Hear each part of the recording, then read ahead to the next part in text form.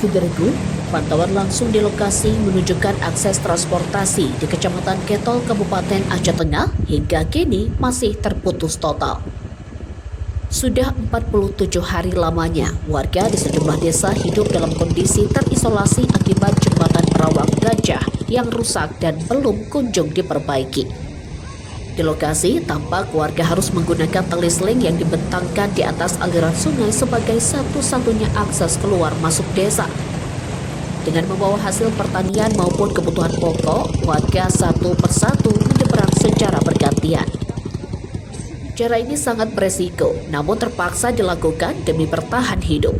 Desa-desa yang terdampak langsung antara lain Bergang, Karangampar, Pantan Redok, Bintang Pepara, Bugeara, Kekuyang, dan Burlah.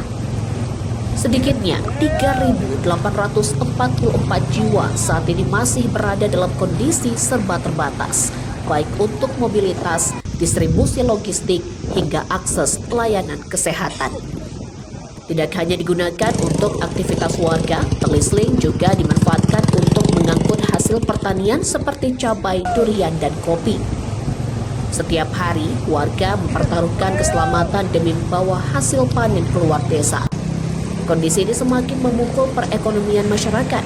Kecamatan Ketol diketahui merupakan salah satu sentra penghasilan cabai terbesar di Aceh Tengah.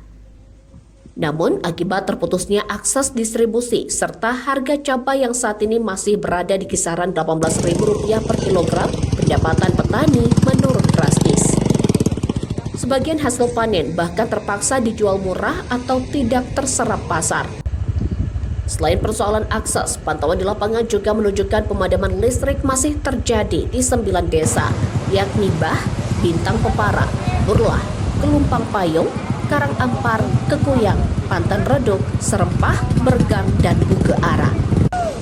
Pada malam hari, desa-desa tersebut gelap gulita dan aktivitas warga sangat terbatas. Warga berharap pemerintah daerah maupun pihak terkait segera turun langsung ke lokasi untuk melihat kondisi yang mereka alami.